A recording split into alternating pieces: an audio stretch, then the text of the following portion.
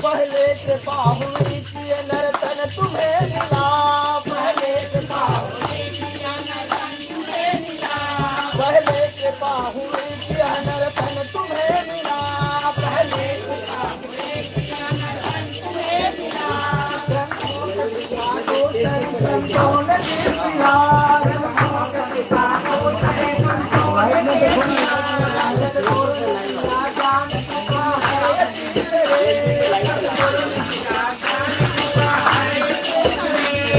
में तुम्हारे कर्म किए कर लो दिल भरे, बेहोश हो न जाना चरणों में चित मिले, बेहोश हो न जाना चरणों में चित मिले।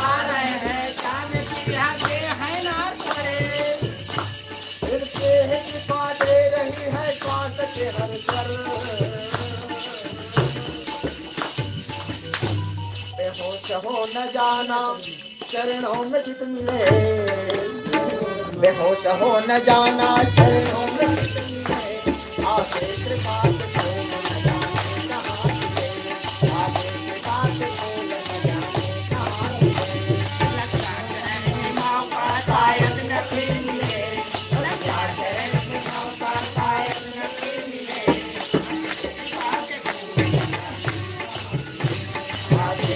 से भूल न जाने कहाँ मिले, आगे कृपा से भूल न जाने कहाँ मिले, आगे कृपा से भूल न जाने कहाँ मिले, आगे कृपा से भूल न जाने कहाँ मिले। श्री सद्गुरुदेव भगवान की बोल जी साहब की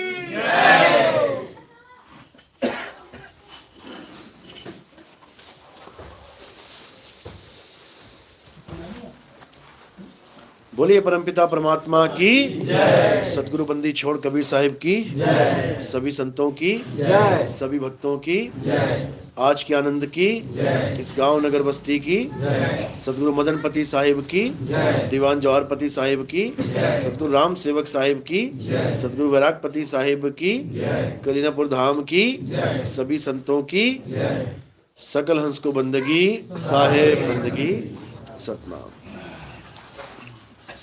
तो आज परमात्मा की कृपा से अमोदा में ये मूल ज्ञान का प्रचार होने जा रहा है।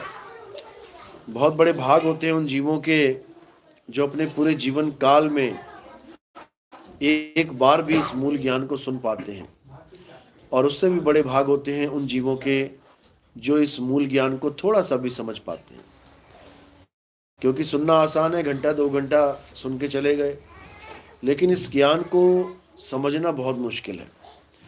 जिस पर मालिक की कृपा होती है, बंदी छोड़ की दया होती है, जिस पर परमपिता परमात्मा की मुहर लगी होती है, केवल वही इस ज्ञान को समझ पाता है। नहीं तो सारा जीवन बीत जाए, ये ज्ञान समझ में नहीं आता। क्यों नहीं समझ में आता?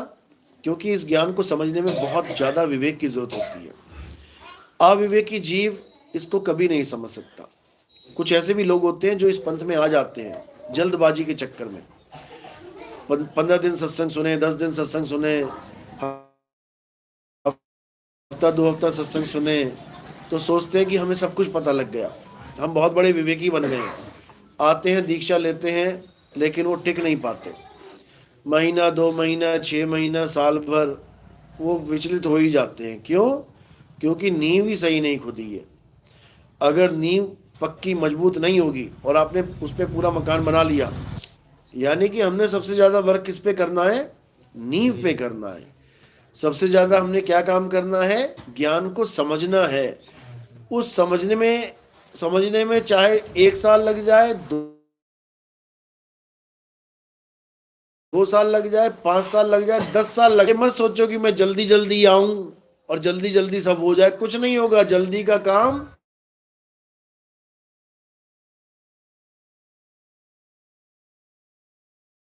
शैतान का है। जल्दी वाला सो मीठा होए। यहां पर तुम्हें चाहे 10 साल लग जाए इस मूल ज्ञान को समझने में। जीव क्या है, आत्मा क्या है, ये समझने में। तन क्या है, मन क्या है, ब्रह्म क्या है, माया क्या है, ये गुण क्या है, ये समझने में तुम्हें 10 साल भी लग जाएं, कहते तब भी समझो कि लगा दो। जल्दबाजी मत करो, नहीं तो विचलित हो जाओगे। वही है। और कोटि मध्य जानेंगे, कहे कबीर सुनो भाई साधो। अगर 1 लाख लोगों के आगे सत्संग रख दिया जाए, कहते हैं उनको तो समझ में ही नहीं आएगा कि बोला क्या जा रहा है। 1 करोड़ लोगों के आगे सत्संग रखा जाए, कहते हैं उसमें से बिरले हंस पहचानेंगे। कोई 15, 20, 25, 100, 50 लोग केवल। तो ये ऐसा दुर्लभ सत्संग है, ये ऐसा सत्संग है जिसको बिना विवेक के कोई नहीं समझ सकता। तो आज उसी की बात करेंगे, उसी को समझाने की कोशिश करेंगे और परमात्मा से अरदास करेंगे कि ये आवाज़ लाइव के माध्यम से जहाँ जहाँ भी जा रही है, मालिक विवेक दे, बुद्धि बख्शे और ऐसा ज्ञान इस दिमाग में, इस समझ में आ जाए कि सब जीवों का कल्याण हो जाए। तो आज का सत्संग हम सत्य और असत्य बस 2 चीजों पे करेंगे कि सत्य और क्षीर, सारा झगड़ा इसी का है। तो आज बेड़ा और कहे कबीर सो हंस है मेरा। नीर यानी अज्ञान, नीर यानी अज्ञान। अज्ञान हमारे जीवन में है, इसीलिए ज्ञान नहीं है। अज्ञान हट जाए तो ज्ञान ही ज्ञान है। तो अज्ञान क्या है? कबीर साहब एक ही वाणी में समझा रहे हैं। कह रहे हैं मोको कहां ढूंढे रे बंदे, मैं तो तेरे पास में। यानी मुझे ढूंढने के लिए कहीं जाने की जरूरत नहीं है, मैं बिल्कुल तेरे पास में हूं। कोई इंडिया में बैठा है तो वो इंडिया में उसके पास है, कोई अमेरिका में बैठा है तो अमेरिका में उसके पास है, कोई जापान, जर्मनी, इटली, फ्रांस कहीं बैठा है तो परमात्मा उसके पास है। उसको कहीं जाने की जरूरत नहीं है।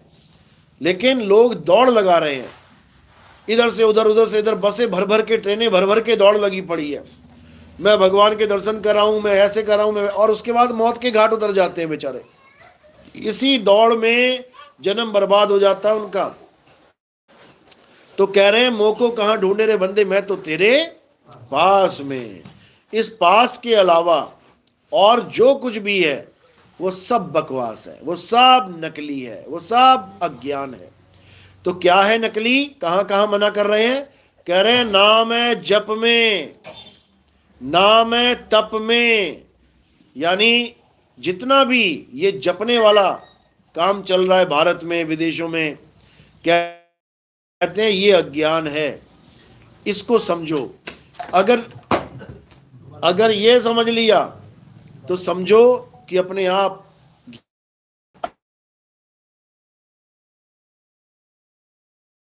अच्छी बात है। कम से कम तुम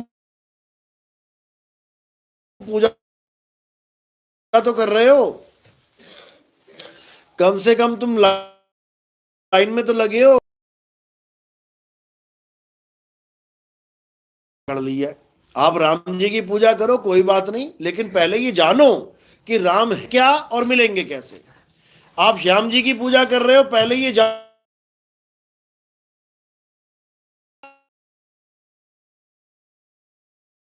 ना वो स्त्री हैं और ना ही वो नपुंसक हैं। आद में आ जाओ, जिसके लिए बोला है आद सच जुगाद सच है भी सच नानक होसी भी सच। यानी जब तुम आद में आओगे तब तुम्हें पता लगेगा कि इस दुनिया के बनने से पहले भी माता थी, है और रहेगी, लेकिन उस रूप में नहीं जो तुमने बना दिया उसका। यानी तुमने एक स्त्री रूप में माता को चुन लिया। रखना, माता का मतलब है आत्मा, स्त्री तो शरीर है, स्त्री तो शरीर है, ना पुरुष है ना नपुंसक है। कब? आदिकाल में, जब कुछ भी नहीं था तब उनका क्या स्वरूप था, आना पड़ रहा है। पुजारी तो शंकर जी कहना पड़ेगा, कृष्ण जी का पुजारी तो कृष्ण जी कहना पड़ेगा। अरे जब दुनिया नहीं बनी तो माँ और ता कहां से बन गया? ये भी तो दो अक्षर हैं, पा फा बा भा माँ, ता था दा धा ना। इन दोनों लाइनों में से दो अक्षर उठा लिए, माँ और ता, और दो मात्राएं लगा दी, माता। जब ये अक्षर भी नहीं बने थे तब माता भी नहीं था, पिता भी नहीं था, कोई नाम नहीं था, ना राम था ना कृष्ण था ना हनुमान। कृष्ण जी का असली स्वरूप था, शंकर जी का असली स्वरूप था, हनुमान जी का असली स्वरूप था। कौन सा स्वरूप था वो? आत्म स्वरूप। वो आत्म स्वरूप है, वो था, है और रहेगा। अब करना क्या है? अब हमें उस आत्म स्वरूप को जानना है जो सबके पास है। किसके पास नहीं है आत्म स्वरूप? सबके पास है। अब क्या करना है? उस आत्म स्वरूप को समझना पड़ेगा। अब कई लोग कहते हैं नितिन दास तो आत्म स्वरूप की बात करता है, परमात्म स्वरूप की क्यों नहीं करता? अरे परमात्म एक पद है, एक पद है, एक गद्दी है परमात्म नाम की। जो जो अपने स्वरूप को जानता जाएगा वो उस परम पद को प्राप्त होता जाएगा। लेकिन ये किसी के समझ में नहीं आता। लोग सोचते हैं एक परमात्मा है और वो हमसे जुदा है। अगर तुमसे जुदा है और तुम्हें प्राप्त हो गया तो उसको बुला के बीच में खड़ा क्यों नहीं कर देते? तुम्हारी तो बात, परमात्मा एक अलग सत्ता है और अलग है, और उसके पास जाना है तो उसके पास जाएंगे तो बाद में तू बुला ले। पहले तेरे तो कांटेक्ट हो चुका है, तू तो अरदास कर ले परमात्मा से। अगर तेरी अरदास पे वो दुनिया में आ जाए तो देख लेते हैं कैसा है परमात्मा। इसी भ्रम में सारे जी रहे हैं कि परमात्मा को पाना है, परमात्मा को पाना है। अरे परमात्मा तुम्हें होना है, पाना नहीं है। परम पद को तुम प्राप्त करना है, तुम्हें ही परमात्मा होना है। अभी तुम जीवात्मा बने बैठे हो। अभी तुम कौन हो? जीवात्मा। लेकिन तुम जीवात्मा को भी नहीं जानते। जीवात्मा तो अविनाशी है, और तुम किसको मान के बैठे हो? अपना शरीर को। तुम तो जीव तक नहीं पहुंच पाए। यानी जो तुम हो तुम उसको भी नहीं जान रहे हो। जो तुम्हें होना है वहां तक तो क्या तुम्हारी बुद्धि पहुंचेगी? तो इसी को कबीर साहब समझा रहे हैं। कबीर सागर में लिखा है, नहीं कबीर नहीं धर्मदासा, अक्षर एक सब घट ही निवासा, वाही को सतपुरुष कहिए, आदि अंत अक्षर गह रहिए। यही समझाया जा रहा है कि कोई गलतफहमी में ना रहे कि कबीर या धर्मदास या कोई बाबा नानक या किसी की आस में रहना है कि मुझे दर्शन हो जाए उनके। इस आस में नहीं रहना है। क्या करना है? नहीं कबीर नहीं धर्मदासा, अक्षर एक सब घट ही निवासा, वाही को सतपुरुष कहिए। यानी जो एक अक्षर अविनाशी जो सब घटों में रम रहा है उसको जान लो। जैसे ही उसको जान लोगे तो तुम्हें वो परम पद मिल जाएगा। इसीलिए कबीर साहब ने समझाया, धर्मदास ये जग बौराना, कोई न जाने पद निर्वाणा। पद निर्वाणा क्यों नहीं बोला कोई ना जाने परमात्मा को? वो कह रहे पद निर्वाणा को नहीं जान पा रहे हो। जब तुम पद निर्वाण में पहुंचोगे तो तुम्हें भी वो पद मिल जाएगा जो परमात्मा का है। कहते हैं अब तो जाए चढ़े सिंहासन और मिले हैं सारंग पानी, राम कबीरा एक भय हैं, कोई ना सके पहचानी। ये कहां समझ पा रहा है कोई? गंगा नदी को गंगा ही बना के छोड़ दिया इन्होंने, और कह रहे हैं कि समुद्र अलग है, गंगा अलग है। अरे जब गंगा समुद्र में मिलेगी तो अलग करके दिखाए कोई। अभी तो इस अवस्था में बैठे हो, जीव विचरण करो। वो कह रहे हैं शब्द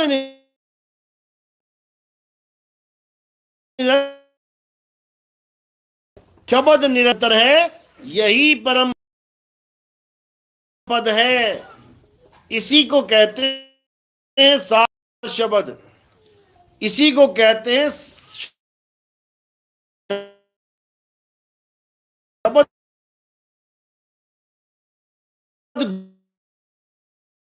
गुरु कहते परमात्मा भी शरीर वाला ही चाहिए लोगों को, ये परमात्मा भी खाल बाल वाला ही चाहिए। करे तो करे क्या?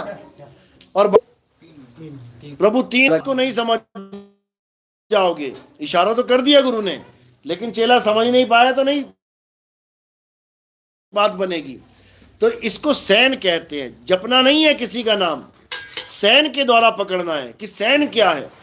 बिना सैन पूगे नहीं, हाल टेके पंजियारा, और जग सारा रोगी यार, जग सारा रोगी। यानी हमने ज्ञान कैसे प्राप्त करना है? सैन के द्वारा। ये मंत्र जाप के द्वारा नहीं कि राम जी वाले राम जी वाले हनुमान हनुमान जपने लग गए, अल्लाह वाले अल्लाह अल्लाह जपने लग गए, वाहिगुरु वाले वाहिगुरु वाहिगुरु जपने लग गए।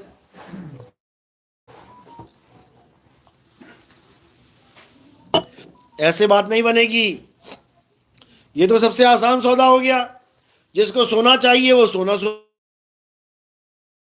जपने लग जाए, जिसे चांदी चाहिए वो चांदी चांदी जपने लग जाए, जिसे हीरा चाहिए वो हीरा हीरा जपने लग जाए। बताओ ऐसे जप के मिल जाएगा क्या? अगर जपने से ही मिल जाएगा तो काम कौन करे, मजदूरी कौन? परखने के बाद विश्वास करना है। तो परखने के बाद जब विश्वास तो क्या हो जाएगा? परखने के बाद तो तुम सत्य सत्य का निमित्त। तो इसीलिए बोला जा रहा है कि जब तक विवेकी शिष्य नहीं होगा तब तक गुरु का ज्ञान भी कुछ काम नहीं करेगा। इसलिए बोला गुरु पूरा और चेला सूरा, तब बनेगा काम। इसीलिए कबीर साहब बन जाओ, यहां गुरु बनने में लग जाते लोग। कबीर साहब समझा रहे हैं जो मिला सो गुरु मिला, और चेला मिला ना कोई। गुरु पाठ को नहीं, प्रैक्टिकल धीरे धीरे उसका अनुभव करना है। अनुभव करके उसको हजम करना है। कई तो ऐसे होते हैं कि अनुभव भी नहीं हुआ है, अभी अधूरा ज्ञान है, और दुनिया में सोचते हैं कि हमारा नाम हो जाए। जिस दिन आप कह देते हो कि हाँ मुझे पूरा ज्ञान हो गया, वहां पे फुल स्टॉप लग जाता है, उसके आगे आप नहीं बढ़ सकते, समझ लो। इसलिए हमेशा छुप के रहना है। जिन ही पाया, यानी कि ज्ञान होने के बाद भी छुपा के रखना है उसको। यहां पर तो नहीं भी हुआ तो उजागर होने लग जाते हैं, तो वो आगे नहीं बढ़ सकते। उन्होंने फुल स्टॉप लगा दिया अपने जीवन में, क्योंकि वो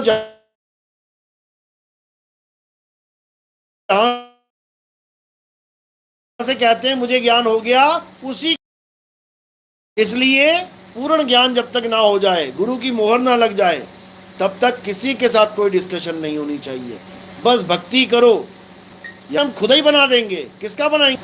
हर से रोकना है तो बन गए ना गुरु। कोशिश करेगा तुमने उसको सीधे रास्ते डाल देना है। गोविंद सिंह आपे गुरु चेला, वो अपने गुरु स्वयं हैं और चेला भी स्वयं ही है। यानी खुद को ही समझाते हैं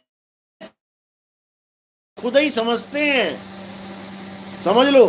तो इसी को समझना है। तो कबीर साहब समझा रहे हैं कि बस दो प्रकार के ज्ञान को समझ लो, एक असत्य और आत्मा ही परम सत्य है। जीव नहीं बोल रहा हूं मैं, फिर समझ लेना। कई लोग सोचते हैं अरे गुरुजी तो आत्मा की बात करते हैं, परमात्मा की नहीं करते। आत्मा दो अवस्थाएं इसकी, एक है जीव आत्मा और एक यानी कि चल आत्मा, और एक है थोड़ी नहीं होगी। गीता में कहा गिनती खत्म हो जाएंगी। तो इसी को समझा रहे नहीं आते कि बंधन खोलने आते तुम्हारे, दिखाओ हथकड़ी कहाँ खोल दूं। वो तुम्हें ज्ञान देने आते हैं, वो तुम्हें जो ज्ञान मुक्ति ले ले ले तू भी ले ले, वो भेद बताने आते हैं मुक्ति का, समझ लो। और जो उस भेद को समझ के वहां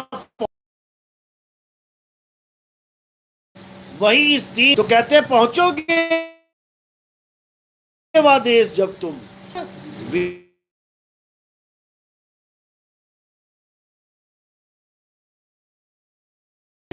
यानी उस विदेश शब्द जो भवसागर से परे है, जो इस संसार से परे है, जो इन इंद्रियों से परे है, मन और माया से परे है। तो मंत्र झूठ, तंत्र झूठ, पूजा पाठ झूठ, हवन यज्ञ झूठ, हर वो चीज झूठ जो आत्मा ही सत्य है, क्योंकि आत्मा का कभी नाश नहीं होता। अब कई लोग ये सवाल पूछते हैं कि बाबा जी हम जाएंगे कहाँ, आपसे नाम दीक्षा ले ली तो मरने के बाद जाएंगे कहाँ, कौन से लोक में जाएंगे? सतलोक में जाएंगे, अलख लोक में जाएंगे, अगम लोक में जाएंगे, अकह लोक में जाएंगे, अनामी लोक में जाएंगे, कहाँ जाएंगे? तो मेरे भाई ये लोक भी झूठ है, नहीं जाना किसी लोक में। साहिब समझा रहे हैं लोक अलोक शब्द है भाई, और जिन जाना तिन संशय जाई। यानी तुम्हारा सारा संशय कब खत्म हो जाएगा? जब तुम शब्द को जान लोगे। शब्द ही तुम्हारा लोक है। तुम्हारा सतलोक भी शब्द है, तुम्हारा अलख लोक भी शब्द है, तुम्हारा अगम लोक भी शब्द है, तुम्हारा अकह लोक भी शब्द है, तुम्हारा अनामी लोक भी शब्द ही है। ये सब पर्यायवाची नाम है, ये सत्य के ही पर्यायवाची नाम है। सत्य, अलख,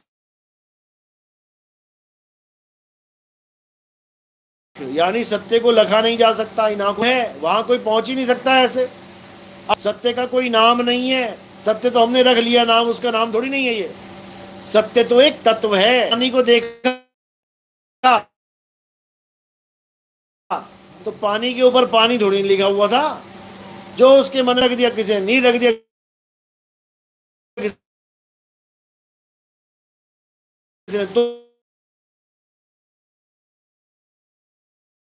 रख दिया, किसी ने पानी रख दिया, क्योंकि जो नाम लिखा है वही बोलेगा, यानी रख दिया। इसी प्रकार आत्म तत्व का नाम सबने अपन कह दिया, कि किसी ने उसको यहोवा आत्मा कह दिया। बात इतना मचा हुआ है। राम वाले राम को बड़ा कर रहे हैं, अल्लाह वाले अल्लाह को बड़ा करने में लगे हैं, वाहिगुरु वाले कह रहे हैं वाहिगुरु से बड़ा कोई नहीं है, गॉड वाले कह रहे गॉड से बड़ा कोई नहीं है। नहीं समझ में आ रही किसी को बात, तो कह रहे राम रहीमा एक हैं, कृष्ण करीमा एक है जानते।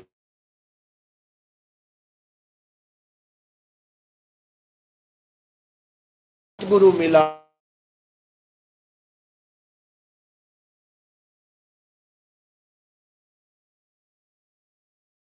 अरे ज्ञान, प्रकाश का मतलब है ज्ञान।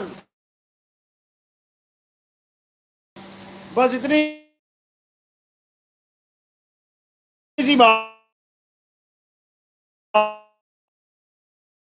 है। ज्ञाता तुम्हें किसकी जरूरत रह गई? जब तुम ज्ञानी ही बन गए, चाहे किसी भी प्रकार का ज्ञानी हो। तुमने सिलाई कढ़ाई की ट्यूशन ले ली, सीख रहे हो सिलाई कढ़ाई, जब पूरी आ जाएगी, ज्ञान आ गया ना, अब बताओ अपने ऊपर निर्भर रहोगे, गुरुजी के ऊपर निर्भर रहना है। जब ग्राहक आएगा तो भागे भागे जाओगे क्या? गुरुजी ग्राहक, अब ग्राहक से तुम हैंडल करोगे ग्राहक, अब तुम उसको संतुष्ट करोगे, तुम काम करके दोगे उसका सारा। तो जब घू कही अंधकार, जब तक सिलाई कढ़ाई नहीं आती थी, अब तुम प्रकाश में आ गए, तो अब क्या है? अब अपने प्रकाश में स्वयं रहना है, अपने ज्ञान में स्वयं रहना है। कि एक डाल दो पंछी बैठे, गुरु की करनी गुरु भरेगा, चेले की करनी है उड़ जा हंस अकेला, उड़ जा हंस अकेला। और जो बोल रहा है भाई, बाद में क्या बोल रहा है? बेटा तू मेरे बिना नहीं उड़ पाएगा। ये गुरुओं का हाल बता रहा हूं मैं। वाणी भजन यही गाएंगे, उड़ जा हंस अकेला, उड़ जा हंस अकेला, और फिर अकेला भी नहीं उड़ने दे रहे उसको। कह रहे बेटा मेरे कंधे पे बैठ के जाएगा तू, मैं छोड़ने जाऊंगा तुझे सतलोक,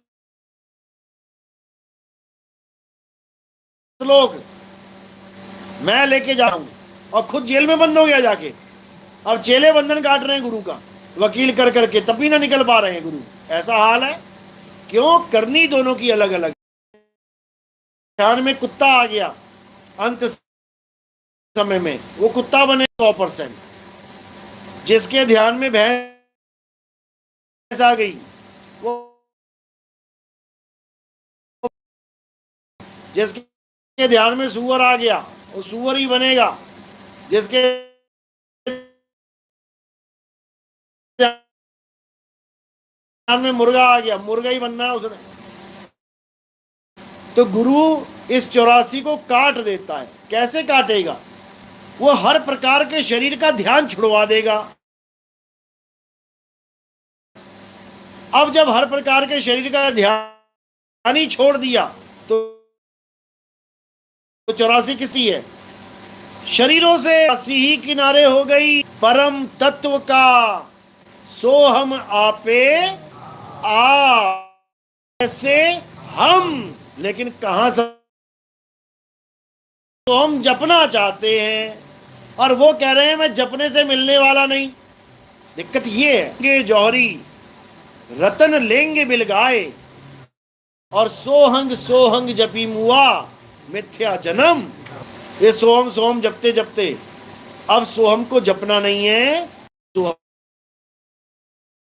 हम कह हवा रंग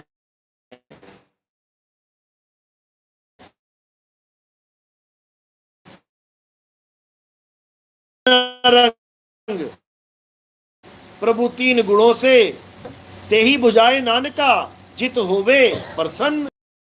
मालिक प्रसन्न हो जाता है तो तुम्हें ऐसे रूप का दीदार करवा देता है, रूप रेख और रंग में नहीं आता। उसका दीदार करना मतलब ये नहीं कि आंखों से देख, दीदार करना परमात्मा का स्वरूप एक ही है, बस इसी को स्वरूप ज्ञान कहते हैं। कबीर साहब यहां मंत्र जंत्र देने नहीं, स्वरूप ज्ञान करवाने आते हैं। सब ज्ञान, मंत्र तंत्र कौन देता है? गुरुआ। अरे गुरुआ तो घर घर फिरे कौन? अब गुरुआ क्या कहेगा? ले मुझे कैसे खबर नहीं है? तुम 100 लोगों की फोटो खींच के मेरी बीच में लगा दो, पहचान जाऊंगा मैं। वो तेरा रूप है ही नहीं, वो तेरा रूप नहीं है, तेरा रूप कुछ और है। कह रहे अपने रूप की खबर नहीं और शिष्य करण की आस। समझ लो, बिल्कुल सब ठगने में लगे हैं। इसी को बोला है गुरुआ गांव बिगाड़ा, संतो गुरुआ गांव बिगाड़ा। पूरा पूरा गांव ठग लिया इन लोगों ने। बस एक मंदिर बना देते हैं, पूरा गांव मंदिर के आगे खड़ा दिखाई देता है। देता कि नहीं? तो पूरा गांव ठग लिया। ठाव ठाव तीरथ व्रत थापे, ठगने को संसारा, साधो निरंजन जाल पसारा। तो अब क्या करना है? अब इन मूर्तियों को नहीं देखते रह जाना, काली मूर्ति, पीली मूर्ति, हरी मूर्ति, नीली मूर्ति। अब किसको देखना है? हे अर्जुन, अपनी आत्मा को जान। अपनी आत्मा को पहचान। अर्जुन कौन है? जीव है। आत्मा कौन है? परमात्मा है, अचल आत्मा है। उसको जान, जीव के चक्कर में मत पड़ जाना। जीव अज्ञानता का नाम है, आत्मा ज्ञान का नाम है, इसीलिए इसे आत्म ज्ञान कहते हैं। जीव ज्ञान क्यों नहीं कह देते? जो लोग कहते नहीं आत्मा नहीं परमात्मा करके बात, जीव ज्ञान बताओ क्या होता है? कहाँ सुना तुमने? जीव ज्ञान कुछ नहीं होता, जीव तो है ही अज्ञान। ज्ञान कौन सा होता है? आत्म ज्ञान। इसी को बोला है आत्म ज्ञान बिना नर भटके, इसीलिए आत्म ज्ञान बोला है। अब कह दो कबीर साहब भी अज्ञानी थे, वो भी आत्मा तक की बात करके गए, परमात्मा नहीं बताया उन्होंने। मूर्ख है बंदा वो जो ये बात करे। कबीर साहब कह रहे हैं जब लग ना चीनोगे आत्म, आत्म यानी खुद को। तुम खुद को चीनो कि तुम क्या हो। तुम जीव नहीं हो, जीव तो बने बैठे हो।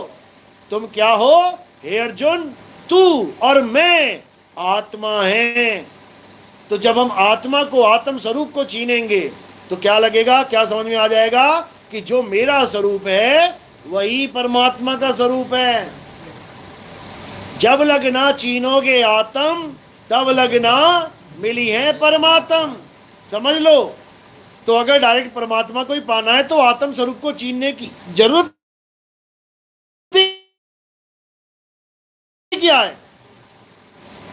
अपने स्वरूप को जानने की जरूरत ही क्या है? जब परमात्मा है ही अलग तो सीधे वही आके खड़ा हो जाए। फिर आत्म चीनोगे आत्म, जब आत्म को चीनना ही नहीं है, परमात्मा अलग है, तो हम सीधे परमात्मा को क्यों ना चीने? अचल आत्मा अलग है, हम अचल आत्मा को आत्मा कहते हैं। हम उसको आत्मा कह रहे हैं जो अचल है, और अचल एक परम पद है।